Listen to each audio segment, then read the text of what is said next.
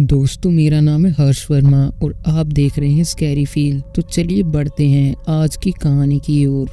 दोस्तों, ये कहानी है मनीष की। मनीष एक ट्रांसपोर्ट कंपनी में काम करने वाला आम एम्प्लॉय था। एक दिन मनीष को कंपनी में ज्यादा काम होने के कारण देर रात तक रुकना पड़ा। मनीष रात के लगभग 12 बजे अपना सारा काम निपटा के कंपनी की मेन बिल्डिंग से बाहर आता है। बिल्डिंग से बाहर आने के बाद मनीष अपनी गाड़ी लेने के लिए पार्किंग में गया, लेकिन पार्किंग में जाके मनीष को पता चला कि उसकी गाड़ी का तीसरा टायर पंचर हो चुका था। मनीष ये सोचने लगा कि जब वो घर से गाड़ी लाया तब तो टायर बिल्कुल ठीक कंडीशन में थे। अब मनीष को थोड़ी टेंशन होने लगी कि अब वो घर जाए तो जाए कैसे।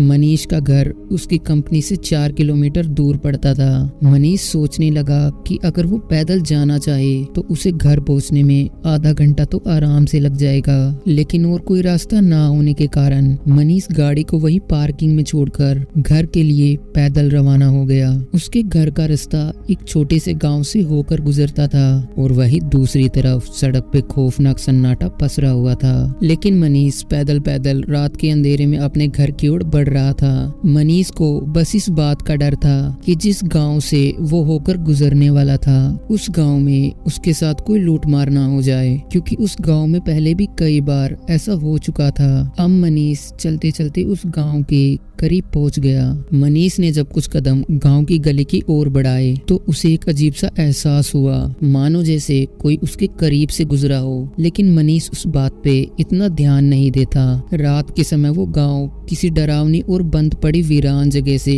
कम नहीं लग रहा था। वहाँ के नजारे को देखकर मनीष का दिल भी बैठा जा रहा था। तभी मनीष को अपने पीछे से किसी की कदमों की आवाज आई। मनीष को ऐसा लग रहा था मानो जैसे कोई उसका पीछा कर रहा हो, लेकिन मनीष में उस समय इतनी हिम्मत नहीं थी कि वो अपने पीछे पलट कर देख सके। मनीष अब पहले के मुकाबले तेजी से चलने लगा। उसी दौरान मनीष को एक औरत की आवाज सुनाई दी। उस औरत ने मनीष को एक बेहद डरावनी आवाज में कहा, कहाँ जा रहा है नौजवान, एक रात मेरे साथ बिता कर तो देख, ऐश कर दूंगी तेरी। मनीष समझ चुका था कि अब वो एक बड़े खतरे में फंस चुका है। मनीष को ये एहसास हुआ कि वो औरत पीछे से भागते हुए उसके करीब आ रही है। तभी मनीष बजरंगबली को याद करते हुए उनका नाम लेने लगा। बजरंगबली का नाम सुन के वो औरत वही जमीन पे गिर के तड़पने लगी और चिल्लाते हुए मनीष से बोली, ये नाम लेना बंद कर इंसान, वरना मैं तुझे जान से मार डालूंगी। लेकिन मनीष जोर जोर से बजरंगबली का नाम लिए जा रहा था। कुछ देर बाद उस औरत की आवाज आना बंद हो गई। जब मनीष ने पलट कर देखा